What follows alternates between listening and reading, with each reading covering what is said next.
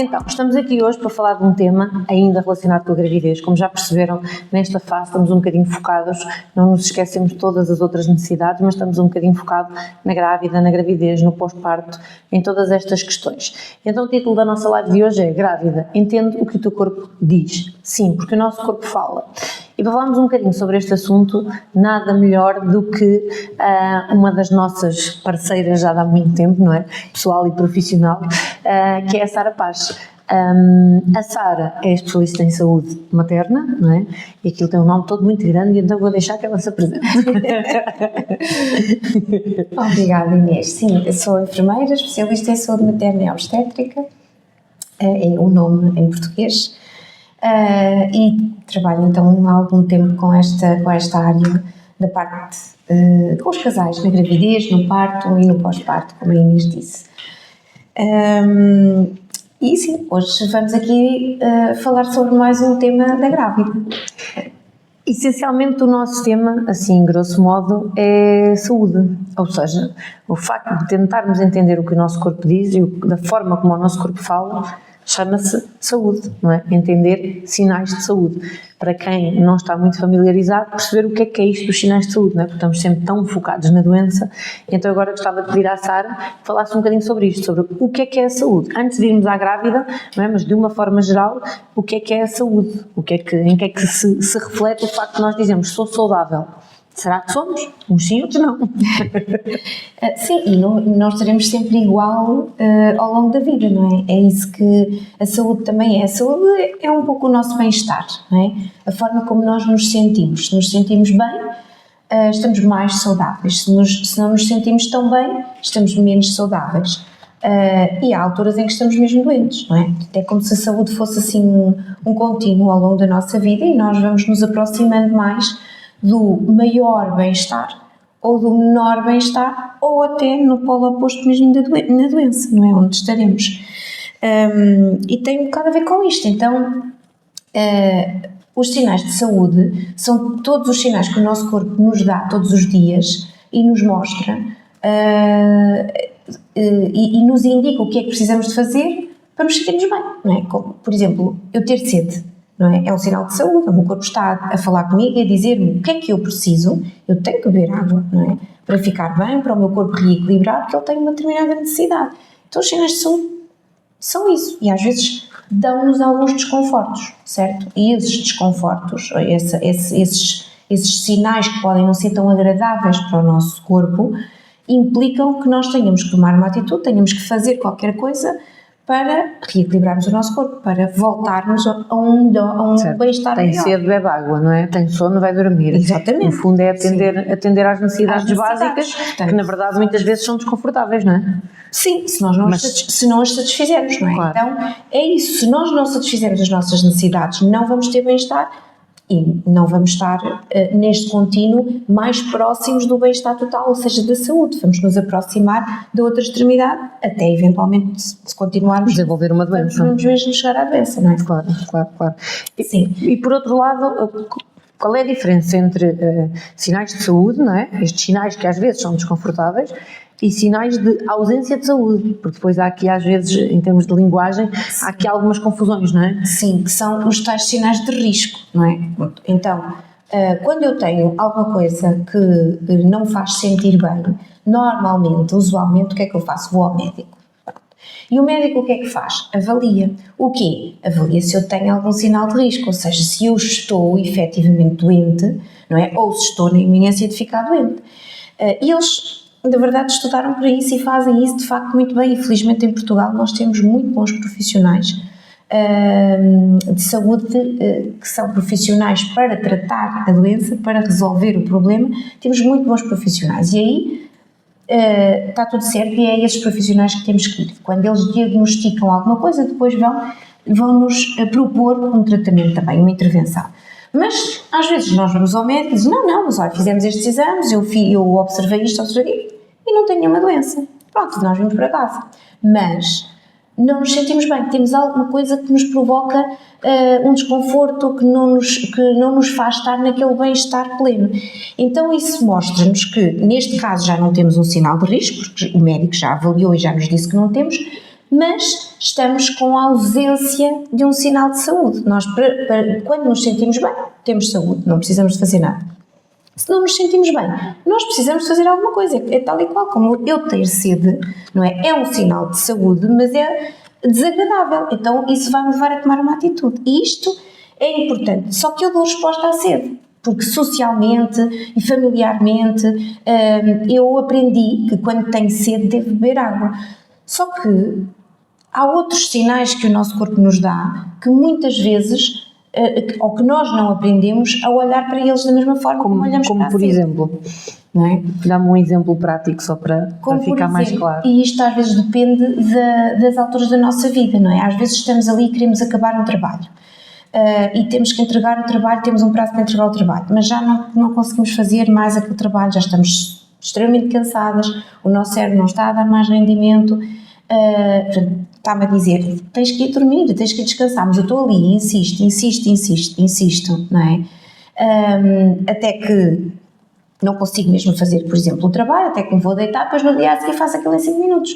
Podia ter ido descansar mais cedo, porque faria na mesma aquilo em 5 minutos do dia a seguir, porque o meu cérebro estava muito mais apto para isso. Claro. Isto é um exemplo. Sim, um exemplo, e depois estes comportamentos repetidos, não é? Depois eventualmente é que levam realmente à ausência depois de saúde, não é? Ou à doença. E até à doença. E podemos chegar mesmo, não é? Com a repetição destes comportamentos, podemos mesmo chegar à doença. Da mesma maneira que se eu não beber água, vou ficar doente porque vou ficar desidratada. Claro. É a mesma coisa. Claro. Pode-se chamar, ou seja, no fundo pode-se chamar a isto também é um bocadinho uma palavra que está na moda, mas muitas vezes é usada fora de contexto e na verdade não sabemos muito bem o que é que estamos a dizer, mas isto pode ser designado como uma perspectiva mais integrativa de saúde, não é? Uma perspectiva mais dinâmica, mais integrativa, mais moldável à nossa fase de vida, à nossa idade, à nossa condição, seja homem, seja mulher, seja criança, seja idoso, não é? Seja, e daí este termo, não é? Que isso é muito facilmente aplicado, não é? Integrativo, sistémico, agora há muitos nomes para falarmos da mesma coisa, não é?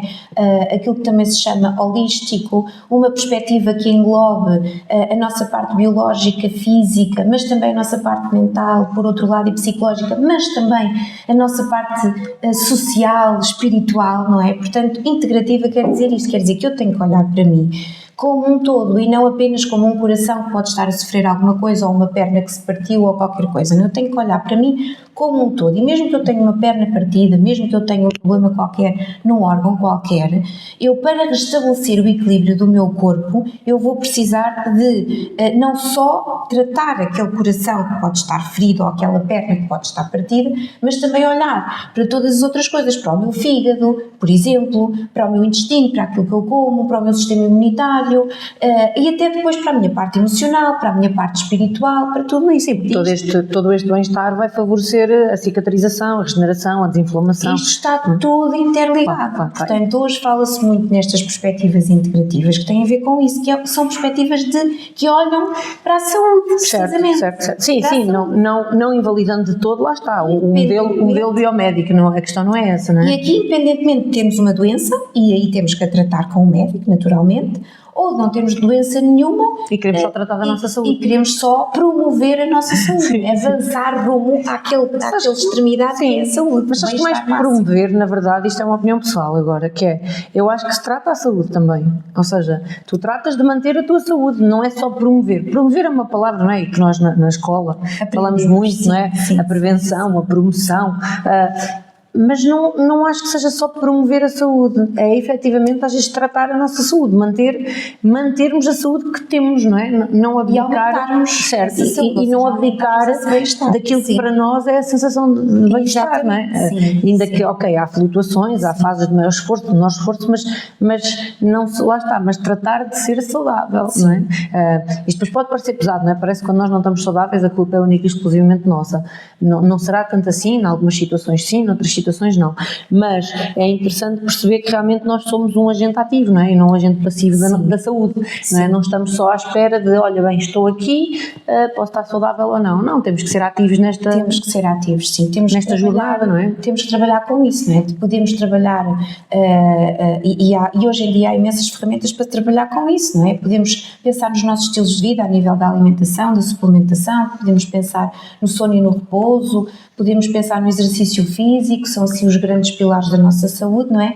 Mas depois temos toda uma série de profissionais que nos vão ajudar também a perceber melhor o que é melhor para nós e a ajudar-nos a conectar ao nosso corpo, a entender os sinais do nosso corpo, as nossas necessidades, para depois nós próprios, não é os outros, não é o profissional que vai dar resposta às nossas necessidades. Certo, eu costumo dizer que ninguém nos trata, não é? Ninguém nos trata, somos nós. Nós somos orientados no tratamento, mas somos orientados e muitas vezes precisamos dessa orientação, certo, porque esses profissionais têm algum conhecimento que nós não temos. Claro, claro. Sim. Tendo em conta que tu neste momento, não é, trabalhas maioritariamente com grávidas, não é, na questão do parto, da preparação para o parto, numa perspectiva, lá está, desta forma um bocadinho mais integrativa e até de certa forma em modelos que são muito usados noutros países da Europa e que aqui não são ainda tão familiares às pessoas, não é, mas nomeadamente países do norte da Europa em que já há muito este modelo, um dia depois podemos explicar um bocadinho melhor, que é uma coisa que eu aprendi com a Sara, que é o modelo da midwifery, não é? Da midwife, da parteira,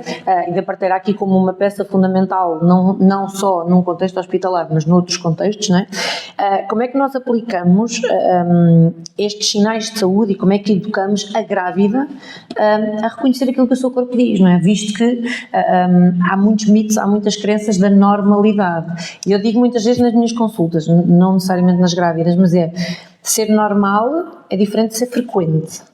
Se é normal, toda a gente tem, ou quase toda a gente. Se é frequente, não quer dizer que seja normal. Ou seja, explico.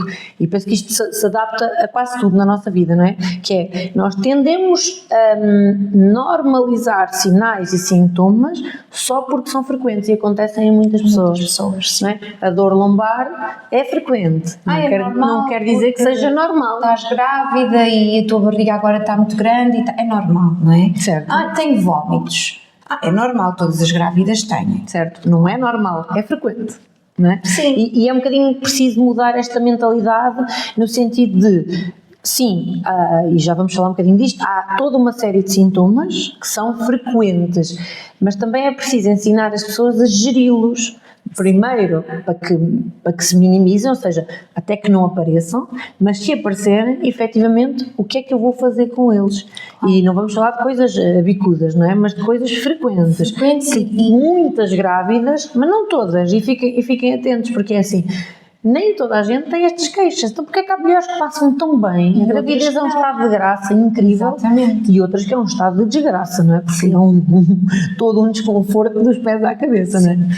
Isto aprende-se com uma aprendizagem sobre nós próprios, um autoconhecimento, não é? Nós precisamos de nos voltar a conectar a nós próprios, de aprendermos sobre o funcionamento do nosso corpo e depois também, claro, sobre o funcionamento da gravidez, do parto e do pós-parto, não é? Porque quando percebemos como é que as coisas dentro do nosso corpo estão a desenrolar-se e a decorrer, percebemos também o que é que estamos a sentir e porque é que estamos a sentir aquilo e o que é que podemos fazer, se for algo que não é muito agradável, para deixarmos de sentir ou para melhorarmos, para arrumarmos no sentido da saúde, não é? Percorrermos o tal caminho em direção ao maior bem-estar possível. E é isso. E esses tais modelos que estavas a falar, que são os Midwifery Models of Care, que hoje em dia a Organização Mundial de Saúde, agora até o ano passado, emitiu uma posição global em que todos os países devem transitar para estes modelos de cuidados, não é? Precisamente porque não é porque nós deixamos de ter doenças, nós temos e vamos continuar a ter e vamos continuar a precisar dos médicos para tratar essas doenças, mas já ouviste dizer, a muita gente que gravidez não é doença. Certo. Só que depois as grávidas, há muitas que não se sentem bem. Certo. Então, em que é que ficamos? Certo. É doença ou não é doença? Não é mal-estar ou não é mal-estar? Não é. Portanto, estes modelos vão precisamente olhar para a gravidez de uma forma salutogénica. Este é um dos princípios destes modelos. E vão também olhar, portanto, de uma forma saudável, vão compreender o que é que se passa naquela mulher, porque é que ela está a ter aqueles sintomas, aqueles sinais que não a fazem sentir bem, não é? Que estão a afastá-la do maior bem-estar possível. E o que é que ela pode fazer para melhorar? Como? Percebendo o que é que está a acontecer dentro do corpo dela. Porquê? Porque nós somos todos diferentes. A nossa forma de lidar com as situações desafiantes da vida, ou seja, o stress, é diferente de mim para ti, porque tivemos experiências para trás diferentes, temos estruturas diferentes, corpos diferentes, metabolismos diferentes, mentes diferentes e, portanto, tudo isso faz com que resistências diferentes, resistência à dor, resistência ao desconforto, não é de facto igual para toda a gente. Não é igual para toda a gente, não somos todos que vamos lidar com as mesmas coisas da mesma forma, e umas pessoas vão sentir uma coisa, outras pessoas vão sentir outra, e às vezes por trás até está o mesmo mecanismo biológico. Certo. Ou são mecanismos biológicos diferentes, e é isso que é importante as pessoas irem aprendendo no seu corpo. Porquê é que eu estou a sentir isto?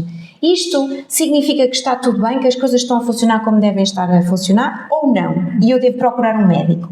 Claro. Não é? E eu só vou preocupar-me procurar um médico quando é realmente necessário, quando não é, não vou, mas também vou saber fazer alguma coisa para me sentir melhor, para me sentir mais confortável, para ter uma gravidez mais agradável, como tanta gente tem. Certo, não é? Certo. Sim, e isto depois é assim, isto depois também tem um custo, não é? Um custo não necessariamente no sentido do gasto, mas também no sentido do ganho, que é, se nós preconizarmos um modelo mais informativo e mais de saúde, a grávida, e as pessoas no geral, não é? Mas aqui estamos a falar um bocadinho mais da grávida, é mais provável que tenha menos complicações, é mais provável que passe melhor, é mais provável que tudo decorra de uma forma mais tranquila. Não é mais provável, é mesmo certo. Porque há estudos científicos hoje em dia que apontam precisamente para isso. Né? Por isso é que a Organização Mundial de Saúde está a apostar neste tipo de modelos, porque eles são de facto mais custo-efetivos. Não é? Em termos, portanto, não só em termos monetários, mas também em termos de ganhos em saúde. Então,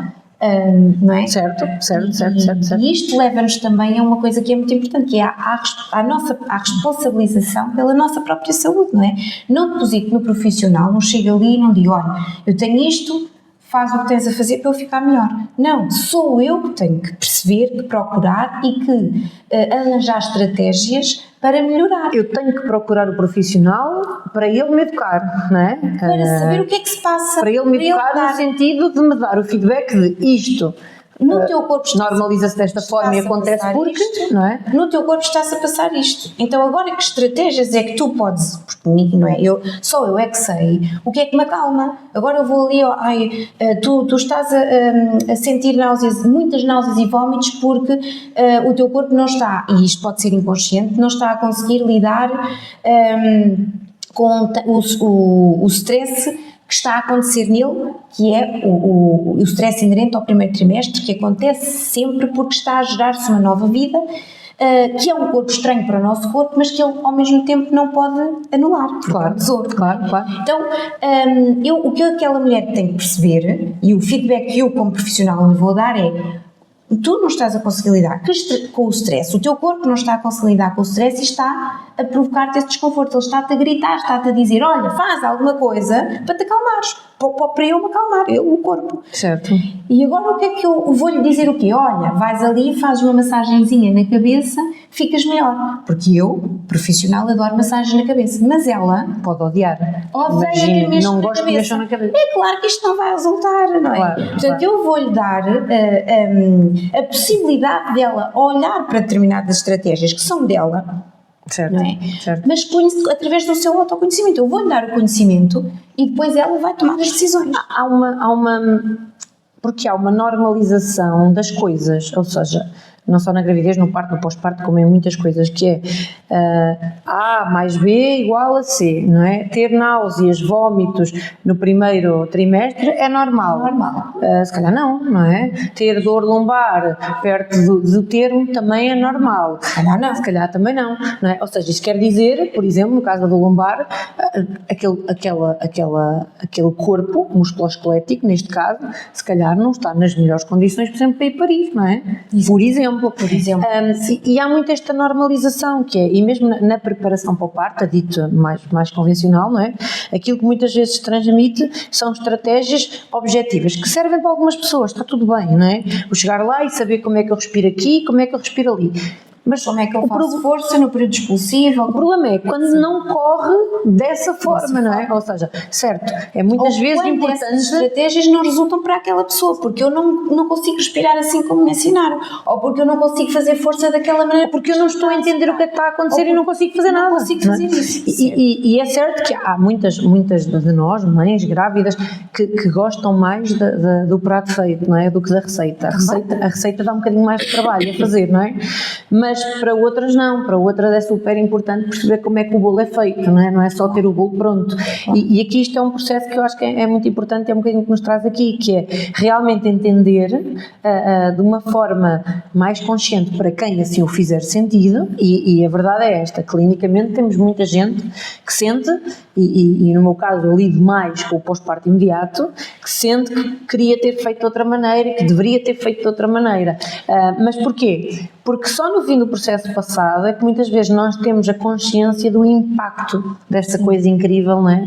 Que é ser mãe, parir, todo este processo de gravidez, que nós muitas vezes, pela correria da vida, não paramos para sentir o que é que estes 9 meses fazem connosco, com a nossa mente, com o nosso corpo, com o nosso filho, com o nosso casamento, com N coisas, não é? Com o nosso trabalho, com tudo. Certo, sim, com tudo, sim. E isso é importante pensarmos sobre isso, não é? Então, muitas pessoas vêm procurar os nossos serviços porque já viveram uma experiência que não gostaram, certo, e querem vivê-la de forma diferente. Sim. No sentido do maior bem-estar possível. Certo. No sentido do maior bem-estar e também no sentido de alguma clareza. De alguma clareza. De alguma clareza. Sim. É óbvio que a ideia não é dramatizar, nem criar toda uma série de complicações, não é? Na cabeça das pessoas. É perceber e pegar, e vou-vos fazer um desafio, não sei se temos muita gente ou pouco a ver, até porque começámos um bocadinho tarde. Desafiar quem está aí desse lado e que passou, mesmo que não esteja grávida, já esteve, quais foram os sinais e os sintomas mais frequentes, só para nós darmos umas dicas de como é que eventualmente eles podem ser geridos. Para fazermos essa clarificação, tá? Claro, porque é isso que nós fazemos e que nós desenvolvemos no nosso trabalho junto com os casais, é precisamente isso, é a desconstrução de tudo aquilo que já está na normalidade, na ideia das pessoas, não é?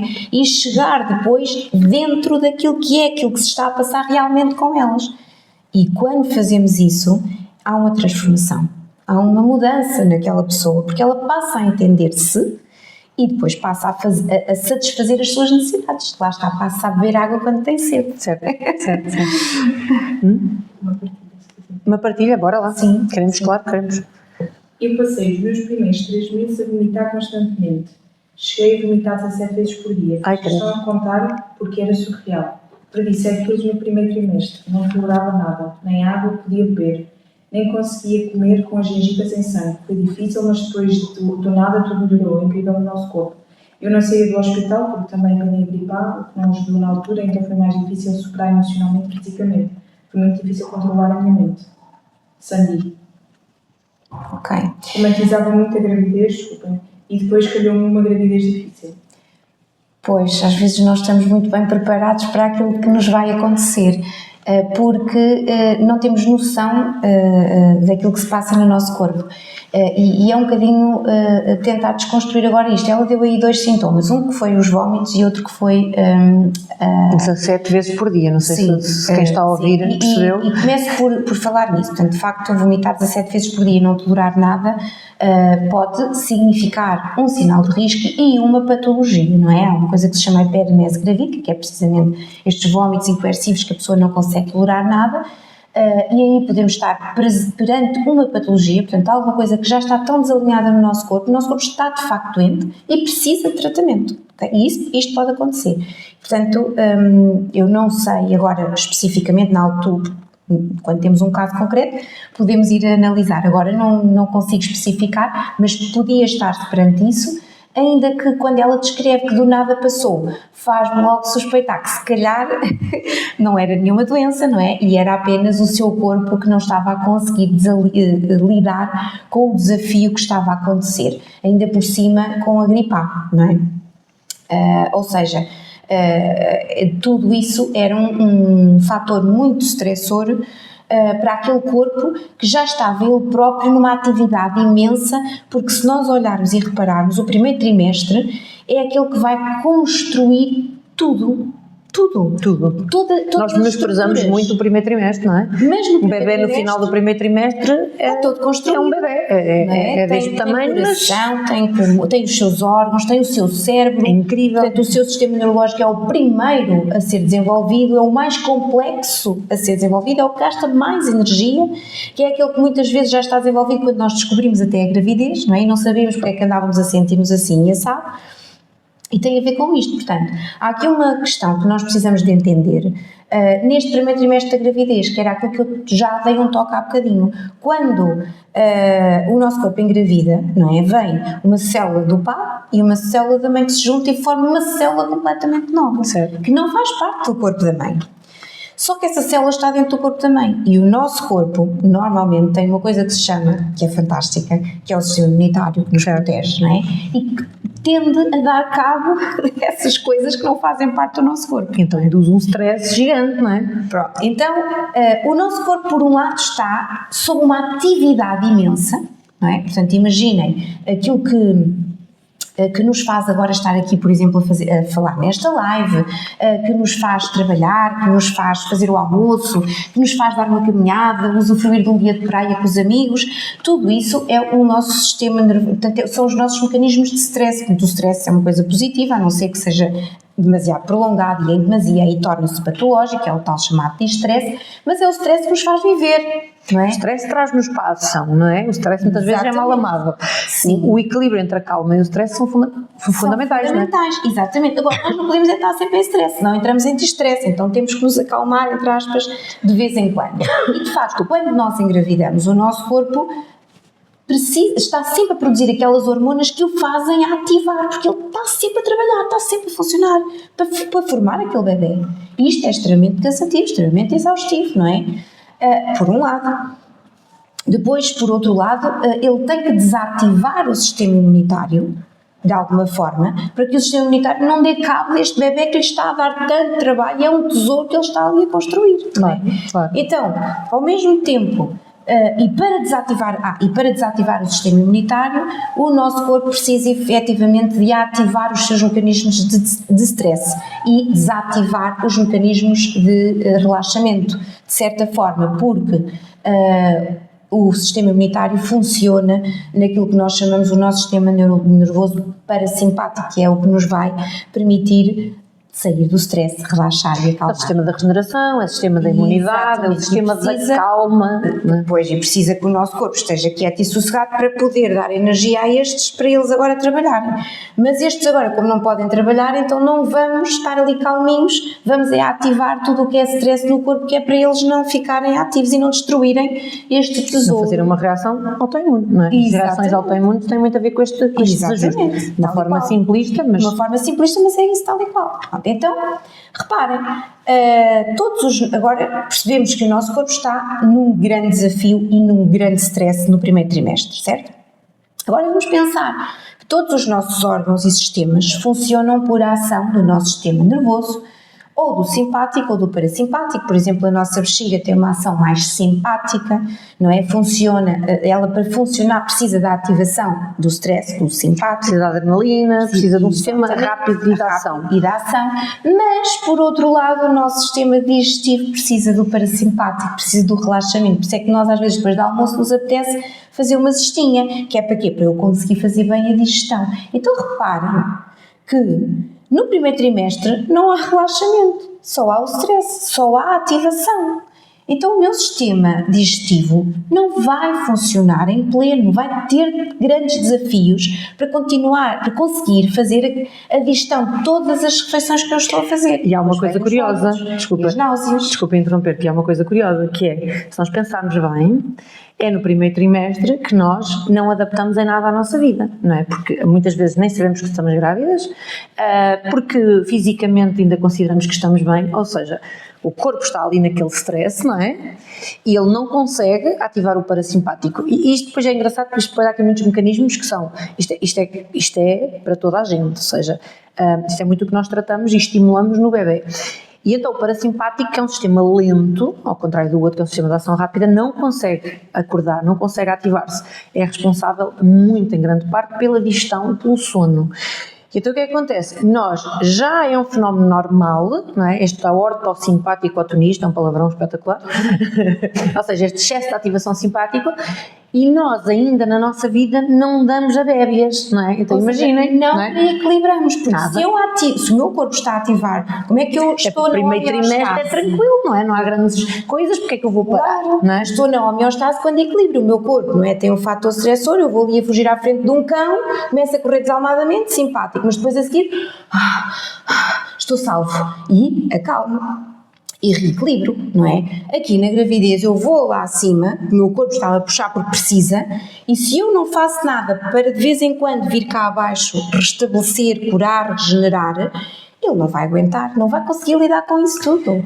E aqui depois, claro, temos que pensar que cada pessoa é uma pessoa, e a forma como eu sou capaz de lidar com o stress pode ser extremamente difícil para mim conseguir lidar com situações desafiantes, e para outra pessoa não se passa nada, ela passa pelo stress, não é? De uma forma mais tranquila, e isso vai fazer a diferença entre umas pessoas terem muitos vómitos e outras não terem nenhum. E há uma coisa curiosa que é importante partilhar, que é, quando nós temos esta ortossimpaticotonia muito alta, isto acontece na grávida, no bebê, no adulto, nós temos mesmo que ativar o sistema da calma intencionalmente. Exatamente. Ou seja, vocês querem ir de Leiria para Lisboa, mas a autoestrada está entupida, está parado, vocês não podem passar por cima, não é? Se a via neural está completamente entupida e completamente sobrecarregada, a menos que eu faça um esforço consciente e que vá lá reforçar aquela ideia da calma, mas eu não consigo calmar, eu não me consigo sentar, eu não me deito no sofá, eu não nada. Primeiro, ou depois o corpo vai vos obrigar com doença, porque lá está, estas 17 vezes o corpo estaria desequilibrado e foi a maneira que ele arranjou, ou para bem ou para mal, não estamos a dizer que é Sandy, não estamos a dizer que ela fez nada de mal, não é nada disso, o corpo é que está desarranjado, ok? E então a forma que o corpo arranja é ou paras a bem ou paras a mal, porque eu vou-te obrigar a parar, não é? Se nessa altura ela estava numa altura desafiante da vida. Sim, estamos na especulação, não é? Isto também não é importante. Estava a falar que tinha gripe, que foi para o hospital, não é? Questão de grávida, primeiro trimestre, não é? Em que ainda a imunidade também está mais baixinha. Não sabemos que histórias é que tem por trás, o que é que pode ter acontecido antes, se ela podia estar de facto muito preocupada com aquela gravidez ou com outra coisa qualquer na vida dela. Não sabemos, não é? Portanto, há aqui uma série de coisas, mas de facto, seja o que for, para minimizarmos este mal-estar que ela estava a sentir, precisávamos de fazer isso, tu estás a dizer, precisamente de uma forma muito consciente e intencional, claro, e consistente. E que em situações... estratégias quais naquela mulher, naquela pessoa especificamente, o que é que ela podia fazer, tinha que ser ela a descobrir, claro, nós íamos ajudá-la, mas teria que ser ela a descobrir, não é? O que é que ela podia fazer para de facto conseguir ativar esse tal sistema parasimpático? E em situações muito extremadas, não é? Já lá está, já no campo mais do caminho para a doença, lá está, a intervenção médica, a medicação, ou seja, nós estamos aqui também a falar de coisas transcendentes e fundamentalistas. E 17 vezes, já se calhar nessa fase, já estaríamos a falar em que podia ser preciso tomar, claro, alguma coisa para ajudar a melhorar, claro, com certeza, sim. Se tiverem mais algum sintoma para partilhar connosco, chutem aí. A Rita diz que uma das coisas que mais a incomodou foi ter as pernas super inchadas no final da gravidez. Ok. Claro. Nós estamos dos sintomas frequentes para desconstruir isto tudo, não é? Exatamente, claro. É assim, corresponde claramente àquilo que se passa, e de facto isto é um sintoma que é muito frequente. E ainda bem, porque o que é que isto significa? Significa que há muita progesterona e no terceiro trimestre, e quando caminhamos, cada vez que caminhamos mais para o fim, a hormona que vai agora aqui aumentar, crescer no nosso corpo é de facto a progesterona, e ela tem este efeito, não é? Pronto, efetivamente, se nós olharmos para o ciclo menstrual, percebemos isto claramente, não é? Na fase dos estrogénios, antes da ovulação, não há inchaços nenhuns e a gente anda e caminha e faz e acontece assim. Depois da ovulação e a caminho da menstruação, nós começamos o quê? A ficar mais pesadas, eventualmente com mais inchadas, a barriga até mais inchada, porque são os efeitos da progesterona. E de facto no terceiro trimestre é preciso muito, a progesterona aumenta naturalmente e portanto termos as pernas inchadas só significa que é o que está a acontecer, portanto ainda bem que é isso que está a acontecer. Agora precisamos é de perceber como é que podemos fazer para minimizar isso, porque pernas inchadas é um desconforto muito grande, não é? E às vezes vê-se de facto pernas tão inchadas que as pessoas não conseguem fazer a sua vida normal, e não é necessário, nós temos algumas estratégias. E aí há muitas ferramentas, inclusivamente na nossa área, não é? Na fisioterapia. Exatamente. Desde trabalho, por exemplo, é giro desconstruir isto, porque o segredo das pernas inchadas, do tratamento das pernas inchadas, é o trabalho respiratório, ok? A drenagem linfática é ótima ajuda, mas o que vai desmontar aqui é o trabalho respiratório. Uma grávida também, é claro que, pronto, de facto, o inchaço, os edemas são um sinal de que a progesterona está lá, mas assim tão acentuados, não pode ser, não é? Se me dizem que a gravidez não é doença, não é suposto eu ter assim as pernas de uma forma que eu não consiga andar, nem consiga calçar os sapatos. Então, lá está, não é? Eu tenho que fazer todo um trabalho para perceber o que é que se passa dentro do meu corpo que está a provocar este sintoma tão exacerbado, demasiado exacerbado, de uma coisa que é suposto ser normal. E salutogénica, neste caso. E o abdômen grande, a dificuldade em respirar, vai exatamente bater em tudo aquilo que tu estás a dizer. Então, se calhar, esta mulher precisa de fazer ali algumas práticas. Claro, precisa de fazer drenagem, mas também precisa de aprender a fazer algum trabalho respiratório que lhe permita mobilizar o diafragma.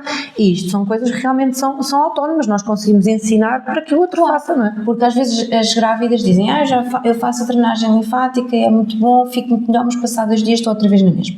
Porque não corrige a causa, também, as outras causas, não é? Uma das causas é a progesterona, mas se a outra causa é esta falta de trabalho respiratório, se ela não a corrigir, vai voltar ao mesmo, naturalmente. Então, é preciso, não é só a drenagem linfática, é uma série de coisas depois que é preciso nós olharmos e vermos precisamente, e por isso é que às vezes precisamos de tantos profissionais, não é? De uma equipa. Sim. E quando nós dizemos tantos profissionais, às vezes não é a questão de estarmos sempre, não é? É a questão de entender o processo, não é? Cada profissional traz alguma clareza para determinada fase deste processo, não é? Não é preciso, não estou a dizer que nós temos que andar sempre em consultas, sempre a fazer coisas, mas é entender com alguma profundidade, não é? E a grávida às vezes não tem que ir àquela consulta. Se eu trabalho aqui numa equipa, não é? Eu também posso, pedir uma opinião àquele profissional que percebe mais daquilo do que eu e ajudar e informar aquela mulher naquele sentido. Às vezes vai ser preciso ela ir a uma consulta com outro profissional, mas se calhar nem sempre. Mas se estivermos aqui todos, nós conseguimos conversar e conseguimos ajudar melhor aquele casal, aquela mulher, aquela pessoa. Até porque vamos conhecendo as práticas uns dos outros, não é? E acaba por ser um valor acrescentado. Claro. Mais algum sintoma que queiram partilhar connosco? O sono extremo. Graças a Deus, porque é o que é perceito durante a gravidez. O sono extremo, agora até vou roubar a palavra à Sara. Sim. O sono extremo é um encanto, porque é assim, o sono extremo é o corpo a dizer e a ativar este tal parasimpático, ou seja, como a pedir na atividade, não é? Há tanta atividade direcionada para a formação do novo corpo, há tanto simpático, não é? Simpático, entendam, é adrenalina, é rápido, não é? Se nós tivéssemos um gráfico, não é? É dispara e volta, dispara e volta, dispara e volta. É um sistema que foi feito para não estar lá muito tempo, porque é altamente, energeticamente, é que consome muita energia. O que acontece na gravidez? Está lá muito tempo em cima, não é? E o sono é parasimpático, é o corpo, um bocadinho como falámos há pouco, a dizer, não, quando podes tens que descansar, porque eu tenho que repor esta energia toda que eu gastei. E como é um sistema lento, vai dar vontade, que nós nem sempre respeitamos, contra mim falo que eu respeitei pouco, nem sempre respeitamos que realmente temos uma necessidade extrema de dormir e era importante ser respeitada, porque é um sistema lento, então ele precisa de ampliar, não é? Amplificar ali um bocadinho a ação do descanso. É a tal questão de eu tenho sede e bebo água, eu tenho sono e durmo, porque se o meu corpo me está a dizer que preciso urgentemente dormir com mais frequência, não é por acaso. E agora vocês já percebem porquê neste primeiro trimestre, porque ele está numa atividade intensa, então ele precisa, já não aguenta mais, vocês não se percebem, mas ele está. Sim. Então eu às vezes digo, porque as grávidas só vão de baixo às vezes no terceiro trimestre, não é? Pois muitas grávidas era precisamente no primeiro, não é todas, mas algumas seria no primeiro que precisavam. Depois até poderiam voltar, não é? E que depois até poderiam eventualmente voltar, exatamente. Portanto, isto depois depende de cada um. Mas há mulheres que nunca precisam sequer de ir de baixo e que nem querem. E também que se gerem bem. Sim, mas há aquelas que precisam e há aquelas que precisam de ir logo no primeiro. E tem a ver com isto. E era muito importante nós termos também políticas que pudessem respeitar, proteger esta natalidade, não é? Se estamos a falar que a nossa natalidade está tão baixa, não é? E se não fossem os imigrantes, se calhar ainda estaria mais baixa, ainda, porque nascem muito pouco bebés no nosso país, não é? E estão a nascer cada vez menos bebés no nosso país. E portugueses estão a nascer cada vez menos, principalmente. Sim. E isso dava outros 10 temas, não é? Exato, isso dava outros temas. Nós precisamos também ter políticas que favoreçam a natalidade. E esta seria uma delas, não é? É permitir que a mulher dê a resposta às necessidades que ela tem. Tal como quando eu tenho sede, eu preciso de ir beber água, não é? E não se nega um copo de água a ninguém. Mas na gravidez, que não é doença, mas que também não é um estado normal do meu corpo. Normal... Sim, mas ninguém está preparado. Mas não é igual àquele que eu tinha quando estava antes de estar grávida ou que eu vou ter depois de estar grávida. Mas ninguém está preparado, nem a sociedade, nem os médicos, nem as grávidas, nem as entidades patronais. E agora posso falar daquilo que é a nossa experiência enquanto entidade patronal, que é nem as próprias políticas facilitam estes processos, não é? Porque isto não é claro nem fácil para ninguém. Não faz, verdade, exatamente. Mas isto por dizer que não seriam todas as pessoas, mas que muitas vezes seriam algumas mulheres que precisariam mesmo de ficar em casa, e não digo de repouso absoluto. Uma pessoa que vomita 17 vezes num dia não tem condições para coisa nenhuma, não é? Não tem condições para coisa nenhuma. E se não ficarem em casa, quer dizer, esta mulher se calhar já teve algumas coisas, como não começou por vomitar 17 vezes por dia, começou por vomitar se calhar 2 ou 3, só que teve que continuar a ir trabalhar, eventualmente, não é? E aqui se calhar o trabalho dela até é um trabalho desafiante e estressante, e cansativo para aquela fase da vida que ela está. E se calhar, para bem da sua gravidez, ela devia ter ficado em casa. E se tivesse ficado, e se tivesse ido beber o tal copo de água que precisava, ou seja, dormido às vezes precisava, e ativado o tal parasimpático que às vezes precisava, já não chegava às 17 vezes de vomitar. E é esta a diferença, e é isto que nós precisamos de perceber. E até poderia, agora em termos laborais, quem sabe, no segundo trimestre voltar ao trabalho, por exemplo. Porque para muitas pessoas, emocionalmente, é muito saudável trabalhar, e fisicamente, e etc, não é? Sim. Portanto, precisamos de olhar também mais para isto. Às vezes não depende só de nós, como estavas a dizer ao início, há muita coisa que depende de nós. Isto é muito complexo e inclusive a Mariana desafiou-nos, eu acho que não vamos entrar por ali porque senão ficávamos aqui, mas podemos entrar outro dia, desafiou-nos um bocadinho a falarmos destas alterações políticas, não é? Que se prevêem, não sabemos se vão para a frente ou não, sobre violência obstétrica, pronto, sobre uma série de coisas, não é? Que têm vindo a ser faladas, não é? Em termos de políticas, e até que ponto isto são evoluções ou são retrocessos, não é? E haveria aqui muitos temas para falar. Uma próxima live. Sim, uma próxima live e talvez são temas também um bocadinho mais são complexos, delicados e mais complexos, e muito de opinião. Isto dá quase é uma tertúlia, não é? Não é tanto uma live. Se calhar seria até Mas estamos em termos políticos, não é? Políticos, sociais, se calhar nós próprios criamos muitos sistemas de discriminação da mulher. E isto agora não tem muito a ver com o tema, mas é só uma parte.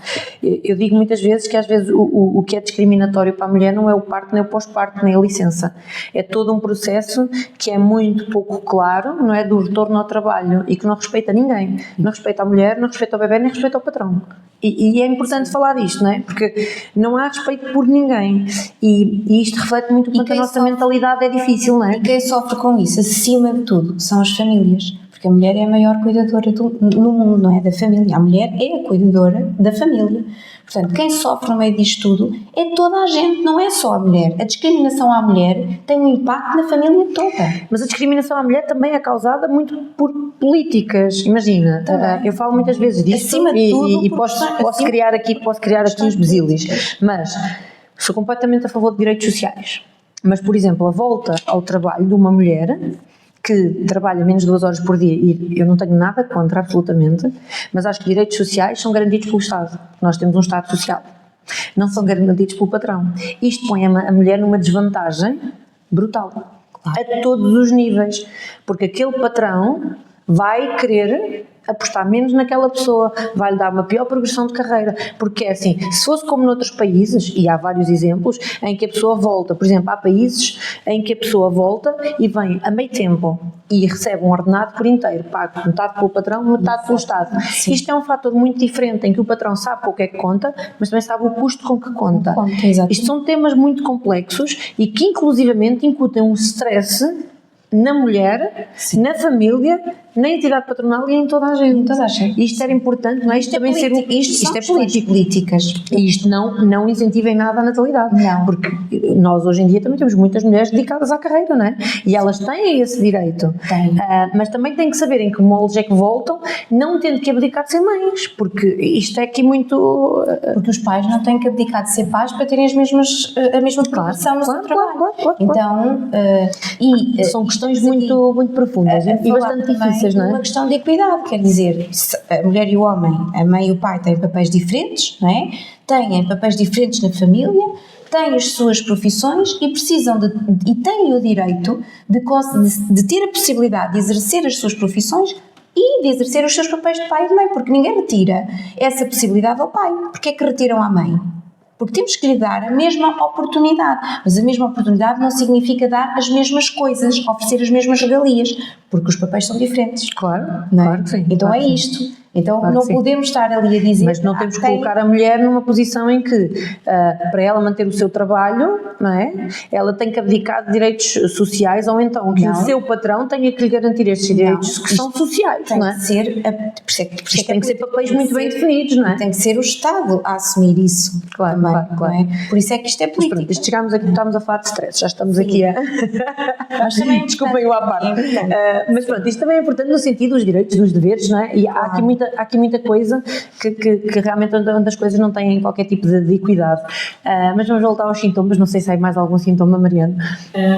Recebemos uma mensagem privada, por causa do anonimato, de Sim. uma mãe que diz que foi mãe recentemente e no final da gravidez já me sentia cansada de estar grávida. Sentia-me pesada, não dormia bem e sentia que já chegava e que o meu filho já podia nascer. Estive quase a pedir para me induzir em parto.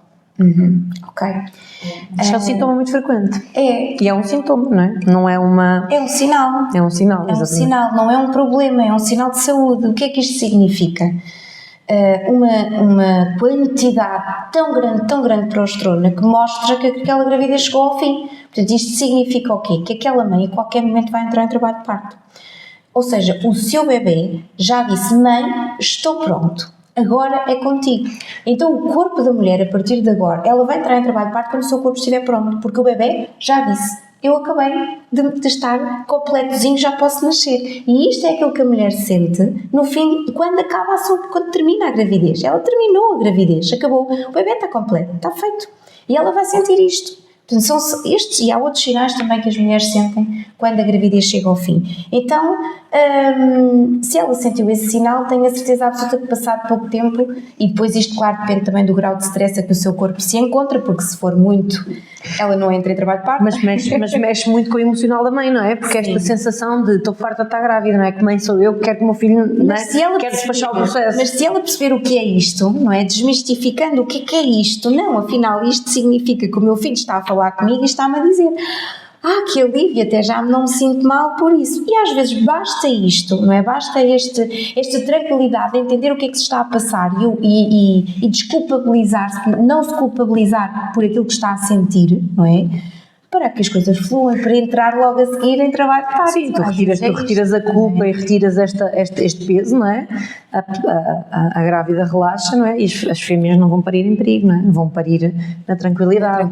Ou seja, entender o gatilho é muitas vezes entender que o trabalho de parto está aí à porta, não é? Sim. Viver este sinal com culpa, muitas vezes pode ser impeditivo. Impede que a mulher que já poderia parir não o vá fazer, porque o seu corpo não está ainda a ser capaz de o fazer, porque não tem as condições reunidas. Claro. Há mais alguma questão? Não? Então, fiquem atentos e atentas. Temos mais algumas surpresas para vocês. Estamos a preparar aqui algo engraçado, impactante e essencialmente muito feito com o coração, até às vezes mais do que com a razão, não é? Mas muito com o coração, porque sentimos que é muito importante esta preparação para o parto verdadeira, não é? Estar verdadeiramente, entender verdadeiramente aquilo que vai acontecer e que processo é este, não é? Que é tão falado e é tão